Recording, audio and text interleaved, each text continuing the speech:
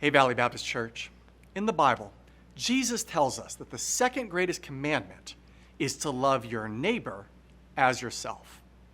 One time when Jesus was teaching about this kind of love, there was a man listening to him who is what the Bible calls a lawyer. Now in the Bible, the word lawyer doesn't mean an attorney, it means an Old Testament Bible scholar. And when this lawyer started hearing Jesus talk about loving your neighbor, he started getting a little bit nervous because he realized there were a lot of kinds of people that he hadn't really been loving like he should have. And so he wanted to find some way to justify himself, to find a loophole, to get himself off the hook. I mean, surely Jesus didn't really mean that we're supposed to love everybody, did he? So the lawyer asked Jesus a question. Who exactly are these neighbors that I'm supposed to love? In response, Jesus told him a parable, a story to answer the man's question. And this parable is found in Luke chapter 10, starting in verse 30.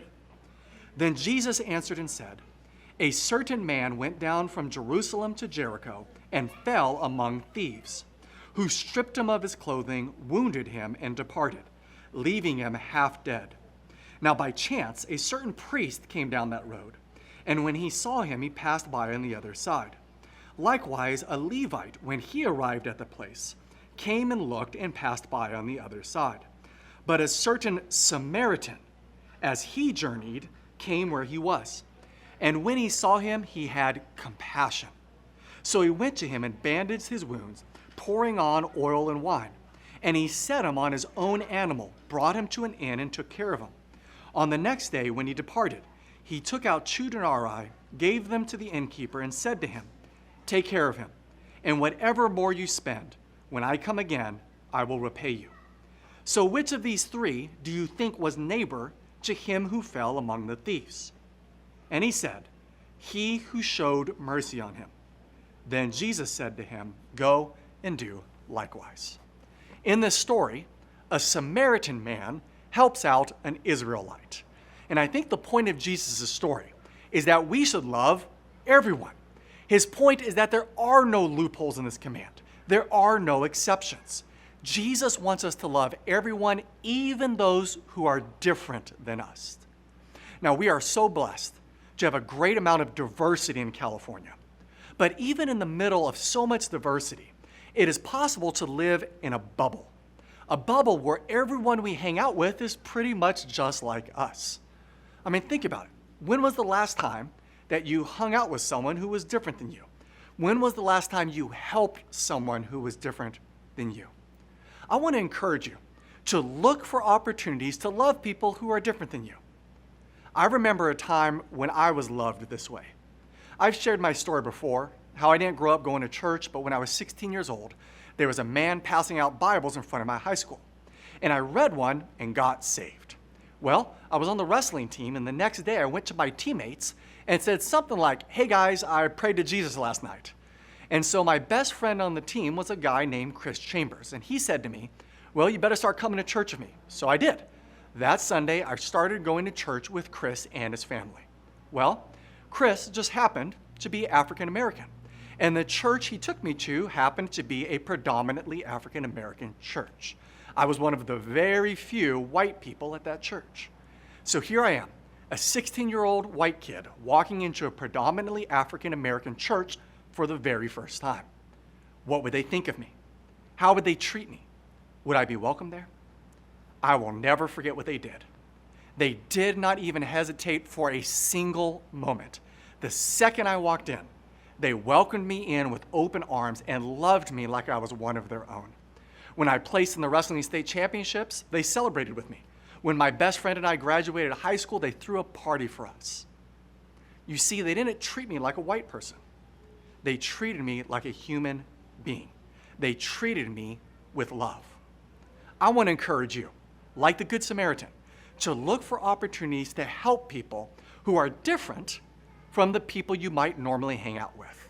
And I want to encourage you to go out of your way to look for opportunities to love someone who is different than you. Where do you start? I recently read a book called The Third Option. This book was written by a pastor in San Diego named Miles McPherson. And I think he gives some good advice.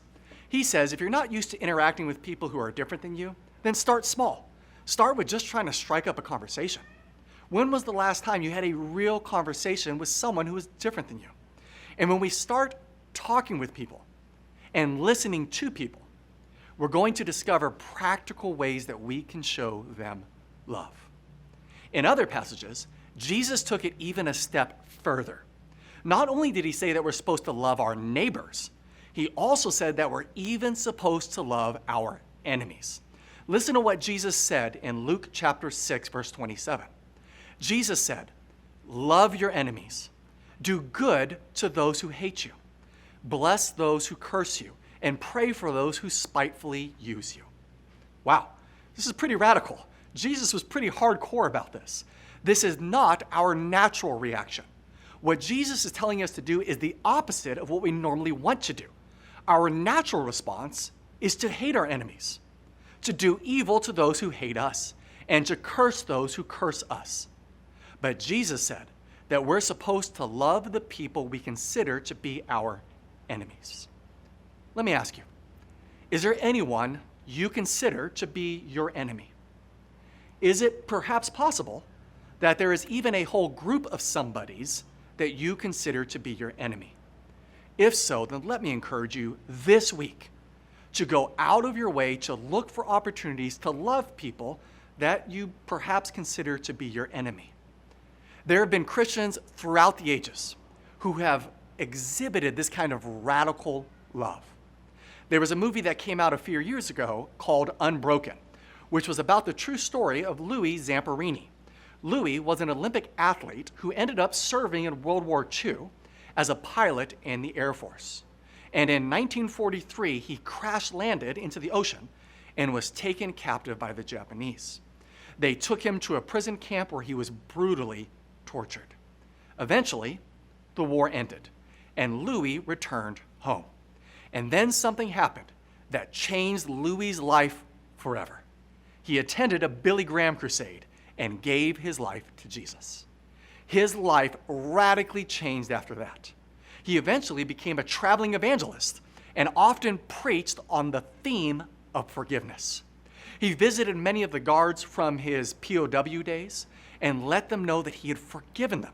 One time, he even visited Sugamo prison in Tokyo, where many war crimes were being imprisoned, and expressed forgiveness to them. What an example of loving your enemies. Another example of loving your enemies is Elizabeth Elliot. There was a movie made about 15 years ago called End of the Spear, which was about the true life story of Jim Elliot. Jim was a missionary who went to Ecuador to try to reach an indigenous tribe of people who lived in the jungle. But tragically, when he arrived, the tribe speared Jim and 4 other people to death. What is perhaps most amazing about this story is what happened after Jim was murdered. His wife, Elizabeth Elliot, went to Ecuador as a missionary herself, and for 2 years worked with the same tribe that had murdered her husband. What amazing love. And of course, the greatest example of loving your enemies is Jesus himself. Jesus practiced what he preached. He loved us even though we had rebelled against God. He loved us even though we had made ourselves his enemies. So, let's follow Jesus' example. Let's obey his command. Let's look for ways this week to love our neighbors and even to love our enemies.